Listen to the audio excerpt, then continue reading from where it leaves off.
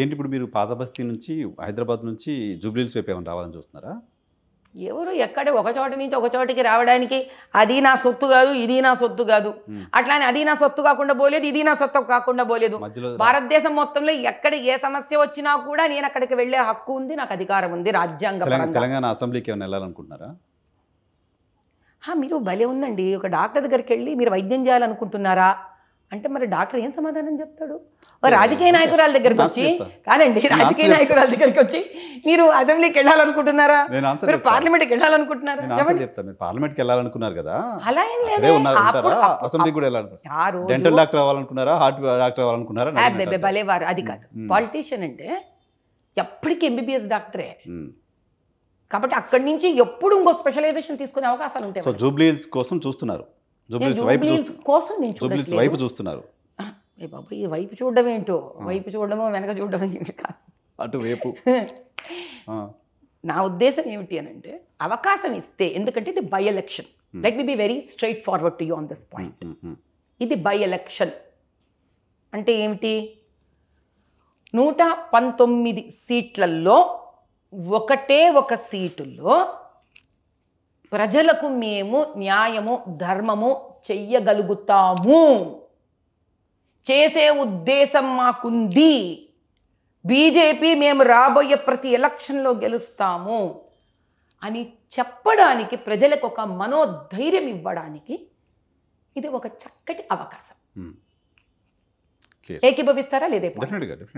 అంటే మనం 119 దగ్గర ఉన్న మా కార్యకర్తలే కానివ్వండి, మేము గెలుచుకున్న ఎమ్మెల్యేలే కావనివ్వండి, మేము గెలుచుకున్న ఎంపీ, ఎనర్జీ కదండి. Yes or no? 119 వచ్చినప్పుడు గెలవడం అనేది ఒక పెద్ద హర్కులన్ టాస్క్, అంటే ఒక పెద్ద పెద్ద ఏనుగు లాంటి బాధ్యత. కానీ ఒక సీటుని గెలుచుకోవడానికి మొత్తం బీజేపీ పార్టీకి ఎంత పెద్ద కష్టమైన విషయం, న్యాయంగా ధర్మంగా కాదు.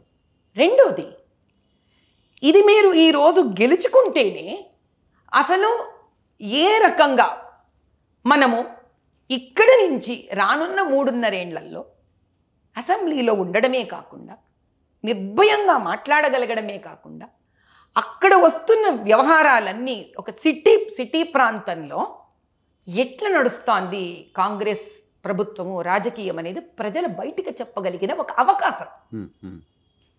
అటువంటి ఒక అవకాశం కనుక నాకు కలిగితే నిర్భయంగా, నన్ను ఈరోజు అంటే నువ్వు హౌస్ అరెస్ట్ చేస్తున్నావు, రేపొద్దునే నేను ఎమ్మెల్యేనైతే చెయ్యరు అనట్లేదబ్బా. ఇప్పుడు నేను ఎమ్మెల్యేనయ్యాను అనుకోండి, అమ్మవారి దయ వల్ల, మీలాంటి శ్రేయోభిలాషుల జర్నలిస్టుల దయ వల్ల, మా ప్రజల వల్ల, మా పార్టీ దయదలిస్తే అయ్యాను అనుకోండి, నేను ఏ ప్రాంతం గురించో మాట్లాడక్కర్లేదండి. కనీసం నా ఎమ్మెల్యే ల్యాడ్స్ వస్తున్నాయా లేదా, ఈ డబ్బులు ఎక్కడ పోతున్నాయి, నా కాన్స్టిట్యుయెన్సీలో ఉన్న గవర్నమెంట్ స్కూళ్ళు ఎందుకు అంత దయనీయ స్థితిలో ఉన్నాయి, ఇక్కడ ఎందుకు ప్రైమరీ హెల్త్ సెంటర్స్ కేర్స్ లేవు, ఇక్కడ నా హాస్పిటల్ పరిస్థితి ఏంటి, నా రోడ్లు ఎందుకు పడట్లేదు, నా కార్పొరేట్ ఫండ్స్ ఎక్కడ పోతున్నాయి, మొత్తం తీసుకెళ్ళి ప్రజలకు చూపించేస్తానండి. నా అవకాశం కోసం ఎదురు చూస్తున్నా. అడిగారా పార్టీకి నాకు ఇటువంటి ఒక ఇష్టం ఉంది అనే ఒక అభిప్రాయాన్ని మాత్రం నేను పెద్దలకి, అటు ఆర్గనైజింగ్ సెక్రటరీ గారికి, అటు మా ప్రెసిడెంట్ గారికి, నేను పెద్దలకి ఓ మాట వేశాను. నాకు ఇవ్వండి అని లేదు, ఎందుకంటే నా మనస్తత్వం కొంచెం, అంటే వాళ్ళని నేను ఇబ్బంది పెట్టేటట్టు అడగడం నాకు ఇష్టం ఉండదు. నాకు ఉంది, నాకేమన్నా మీరు అవకాశం ఇస్తే, పార్టీ పెద్దలతో మీరు నాకు అవకాశం ఇస్తే నాకు నిలబడాలి, దీన్ని గెలుచుకోవాలి అనే తపన ఉందండి. ఇక్కడ నుంచి భారతీయ జనతా పార్టీ రాష్ట్ర వ్యాప్తంగా గెలిచే ఒక ఆలోచన విధానాన్ని ప్రజలతో కలిసి ఒక చైతన్యవంతమైన ఒక ఉద్యమంలాగా దీన్ని తీసుకొని రావాలని ఉంది. గత 2 ప్రభుత్వాల నుంచి కూడా తెలంగాణ ప్రజలు ఎంత అన్యాయం ఎదుర్కొన్నారో దానికి ఒక సమాధానంగా మనం కలిసి నిలబడాలని ఉంది అన్న ఒక ఆవేశం నాలో ఉంది, తపన ఉంది. నేను జూబ్లీ హిల్స్లో ఒకవేళ నాకేమన్నా మీరు ఇవ్వగలిగితే, నేను ఎప్పుడు ఇలాగే నా పద్ధతి ఇలాగే ఉంటుంది, ఎందుకంటే వాళ్ళ ఆలోచనలు వాళ్ళ ఏముంటాయో ఆలోచనలు తెలియదు ఉంటాయి కదా. కదా పార్టీగా. కానీ మీరు ఏమన్నా నాకు టికెట్ ఇవ్వగలిగితే నేను మాత్రం శ్రమపడి నేను చేయవలసిన న్యాయం నేను దానికి చేసి దాన్ని గెలిపించుకోవడానికి శతవిధాల ప్రయత్నం చేస్తా. కార్యకర్తలందరితో కలిసి పనిచేస్తా.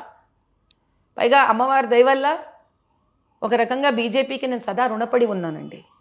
ఇప్పుడు చెప్తా, జర్నలిస్టులకు కూడా నేను రుణపడి ఉన్నాను.